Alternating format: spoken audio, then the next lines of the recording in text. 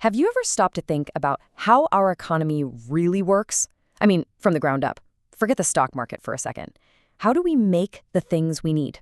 Well, today we're going to unlock some huge economic ideas by looking at something really small. A single imaginary village that, believe it or not, tells the story of the whole world. So, let me introduce you to our guide, a village called Palampur. Now, it's not a real place, but think of it as a case study, like a living laboratory for economics. By watching the choices and the challenges the people face here, we get to see the fundamental rules of production that apply absolutely everywhere, from a family farm to a giant global corporation. All right, let's step into Palampur. To get our bearings, you should know it's based on a typical village in western Uttar Pradesh, India. And as you'd probably guess, farming is the main game here. But as we're about to find out, there is so much more going on just beneath the surface.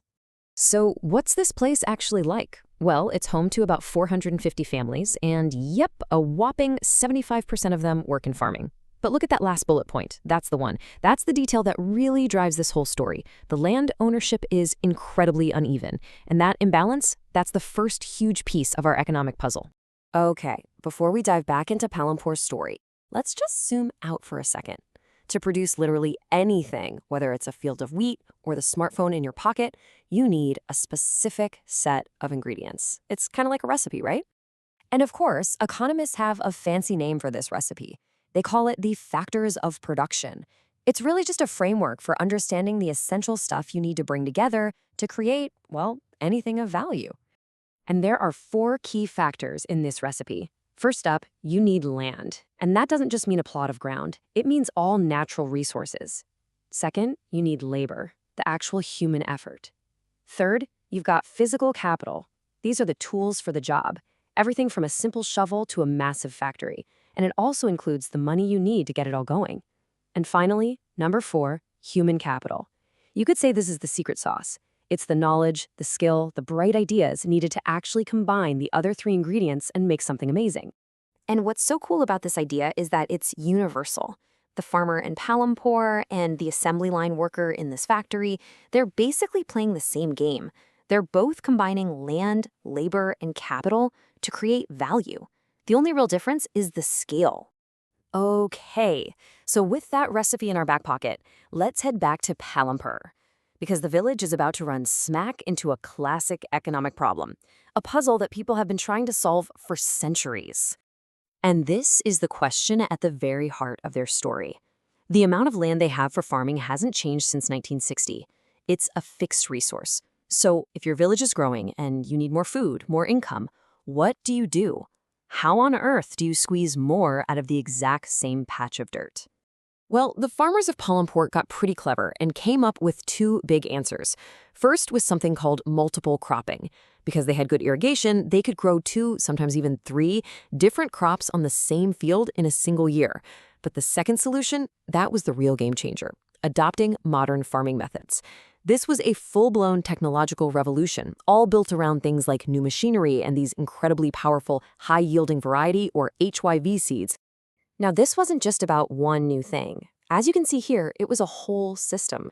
You needed the special HYV seeds, sure, but you also needed chemical fertilizers, pesticides, a ton of water from tube wells, and machinery like tractors to make it all work.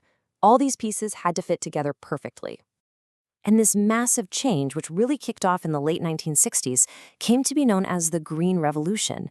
For Palampur and for India as a whole, the results were, well, they were nothing short of explosive. Get ready for this. Before all this, using traditional seeds, a farmer might get around 1,300 kilograms of wheat per hectare.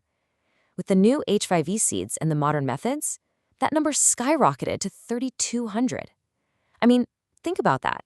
They more than doubled their output from the exact same piece of land. It was just a stunning success. And this wasn't just happening in Palampur. This success story was playing out all across the country. Just look at India's total wheat production.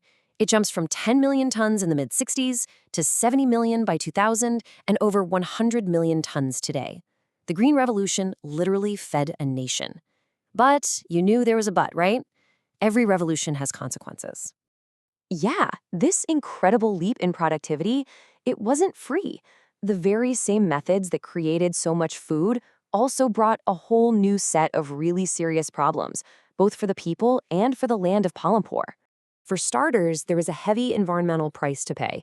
All those chemical fertilizers started to wear out the soil, making it less fertile over time. And the electric tube wells that made all this possible, they started sucking up groundwater way faster than nature could replace it. They were basically overdrawing from their natural bank account. And the costs weren't just environmental, they were social too. Remember that unequal land ownership we talked about at the very beginning? This chart just makes it painfully clear. A full third of the families in Palampur own no land at all. The huge majority of the rest are small farmers with tiny plots, and a very small group of just 60 families controls most of the land.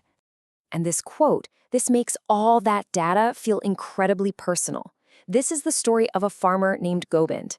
His already small farm got split between his 3 sons, leaving each of them with a plot so tiny that even with all the modern technology, they just can't make a living.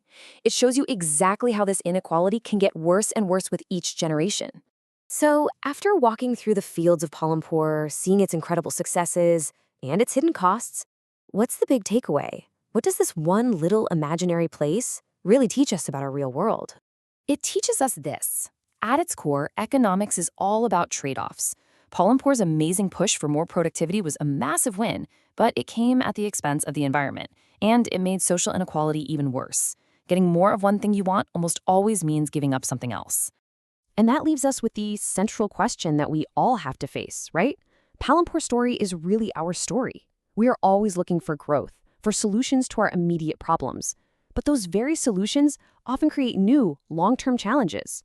And the ultimate puzzle, for them and for us, is figuring out how to balance what we need right now with what the world is going to need tomorrow.